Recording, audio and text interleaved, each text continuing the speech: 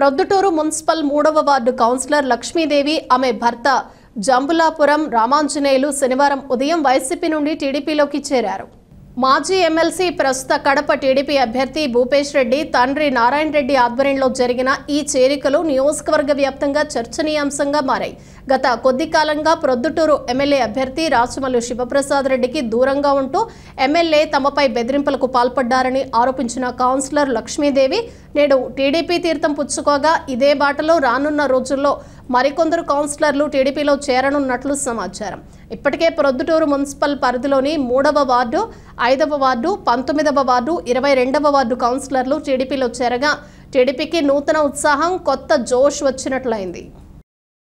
ఈ 5 సంవత్సరాలలో మేము 2019 పార్టీలో చేరినప్పటి నుంచి ఈ బొద్దుటూరు 5 లక్షలు పని చేయలే. 5 సంవత్సరాలు కలిపి 2019 ఎన్ని పింఛన్లు ఉన్నాయో ఈ బొద్దు అన్ని పింఛన్లే ఉన్నాయి. 2019 ఎన్ని రేషన్ కార్డులు ఉన్నాయో అన్ని రేషన్ కార్డులే ఉన్నాయి. తెలుగుదేశం గవర్నమెంట్ ఇప్పించే రేషన్ కార్డులు తెలుగు పింఛన్లే. ఇంతవరకు ఏం రాలే. ఒకవేళ పింఛన్లు ఇచ్చింటే 10-15 ఇచ్చింటే 10-15 20 పింఛన్లు తీసేసి ఇచ్చారు. రేషన్ కార్డులు 20-15 ఇచ్చింటే అవి తీసేసి కొత్త రేషన్ కార్డులు ఇచ్చారు. వాటి ఒక లైట్ వేలే, ఒక కాలువ కట్టలే, 5 లక్షల పనికి 5 ఏళ్లకు చేయలే. తెలుగుదేశం 2014 నుంచి 2019 వరకు ఈ వాటి డెవలప్మెంట్ లైట్లు కానీ, కాలువలు కానీ, రోడ్లు కానీ ఈ వద్దు మేము బేసి 8 సంవత్సరాలు రోడ్డు చూడండి. వాళ్ళు బేసి 5 నెలలు కాల రోడ్డు నిర్మలా వ్యక్తి సందులో కానీ, ప్రసాద్ ఆఫీస్ సందులో కానీ చూడండి కంకర తెలియంది. నేను బేసి 8 సంవత్సరాలు అవుతుంది. 8 సంవత్సరాలు రోడ్డు చూపెట్టిందో కాలువలు చూడండి కట్టేట్టు మా వాటిలో ఎక్కడే కానీ రోడ్లు లేవు. మేము దానికి కోసము మేము ఉన్నాము.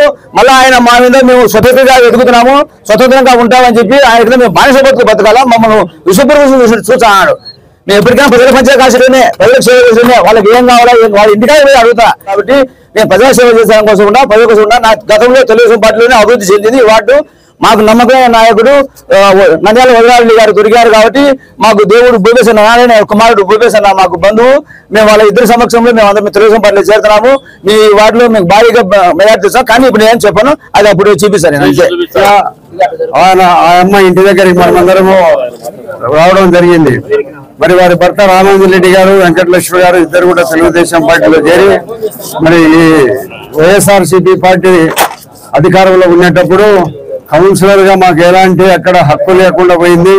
కేవలము ఎమ్మెల్యే గారు ఆయన బావమర్తి బంగారెడ్డి గారు మాత్రమే అక్కడ కమిషనర్ తో మాట్లాడాలన్నా, ఇంజనీర్లతో మాట్లాడాలన్నా ప్రతి ఒక్కటి వాళ్ళతో మేము కలిసి చెప్పుకోవాల్సిన పరిస్థితి ఉంది.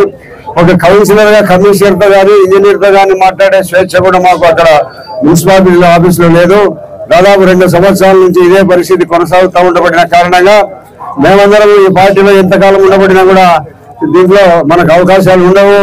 తెలుగుదేశం పార్టీలో చేరితేనే మనకు మంచిది అని ఒక రామాంజరెడ్డి గారు ఆ అమ్మ భార్య వెంకటలక్ష్మి గారు మాట్లాడి ఒక నిర్ణయం తీసుకొని మాకందరికి ఎన్నికలు వచ్చినాయి. మే 14వ తేదీన అసెంబ్లీకి పార్లమెంట్కి ఎన్నికలు జరుగుతున్నాయి. ఈ ఎన్నికల్లో తెలుగుదేశం పార్టీలో చేరి తెలుగుదేశం పార్టీని బలపరిచినప్పుడు మాత్రమే అందరికీ ఇక్కడ మున్సిపాలిటీలో న్యాయం జరుగుతుందని ఒక మంచి ఆలోచనను మేము మనస్ఫూర్తిగా వాటిని స్వాగతిస్తూ తెలుగుదేశం పార్టీలో చేర్చుకోవడం జరుగుతూ ఉంది. ఎవరినైనా కూడా బెదిరిస్తే సార్, ఇప్పుడు రమేష్ గారు ఉన్నారు ఎమ్మెల్సీ గారు, ఆయన ఎమ్మెల్సీ స్థాయిలో ఉండబడిన అతనిని కూడా బెదిరించడం జరిగింది. ప్రతి ఒక్కరికి వాళ్ళకి ఏదైనా వాళ్ళ మీద విమర్శ చేస్తే ఆ విమర్శను తట్టుకోలేని పరిస్థితుల్లో ఎవరైతే విమర్శ చేసినారో వాళ్ళ మీద దాడులకు పాల్పడుతున్నారు.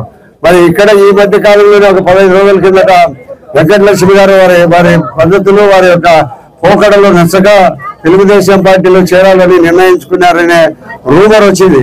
ఆ రూమర్ ఇంతవరకు పార్టీలో చేర్చుకోవడం అనేది ఈ రోజు అఫీషియల్ గా జరుగుతూ ఉంది. ఆ రూమర్ ని వాళ్ళు పసిగట్టి ఇంటి దగ్గరికి వచ్చి ఎమ్మెల్యే గారు వెంకటలక్ష్మి గారిని బెదిరించడం జరిగింది. ఏంటి నీ దౌర్జన్యం అని ఆయన ప్రతిఘటించి, రామాంజరెడ్డి గారు కూడా ప్రతిఘటించి, ఏమైనా నువ్వు కౌన్సిలర్ అయితే ఎమ్మెల్యే అయితే అవుతావు, మాకేంటి, మా స్వేచ్ఛ మాకుంది, నువ్వు నియోజకవర్గానికి ఎమ్మెల్యే అయితే మేము ఈ వార్డుకు ఎమ్మెల్యేకు మీ మాదిరిగానే మేము ఓట్లు వేసి గెలిపించినాం, మేము కూడా గెలిచి వచ్చినామని చెప్పి వారిని వ్యతిరేకించి మాట్లాడుతూ మరి భవిష్యత్తులో రామాంజరెడ్డి గారికి ఒక అనుమానం ఉంది. ఏమైనా ఎమ్మెల్యే గారు ఈ మాదిరిగా నన్ను బెదిరించిపోయినారు, ఆ బెదిరింపులకు మళ్ళా పాల్పడతాడేమో అనేది ఉంది. మేము రామాంజరెడ్డి గారి సంపూర్ణంగా మేము అభయహస్తం ఆయనకు వెనుకపక్క చేయిబెట్టి నిరంతరం ఎలాంటి ఇబ్బంది వచ్చినా కూడా మేము కానీ నారాయణ రెడ్డి గారు కానీ ఇక్కడ ఉండబడిన తెలుగుదేశం పార్టీకి సంబంధించిన వాళ్ళందరం కూడా కలిసికట్టుగా ఆయన యొక్క సమస్యను ఎదుర్కొనేదానికి ఎప్పుడు కావాలంటే నువ్వు అప్పుడు మేము వచ్చి మీ యొక్క మీకు అవసరమైన పరిస్థితుల్లో ఏం కావాలంటే చేసేదానికి సిద్ధంగా ఉన్నామని కోరుకుంటూ ఈరోజు రామాంజన్ రెడ్డి గారు పార్టీలో చేరేదాన్ని మనస్ఫూర్తిగా స్వాగతిస్తూ మరి నారాయణ రెడ్డి గారిని కండువా వేయాల్సిందిగా కోరుతున్నాను.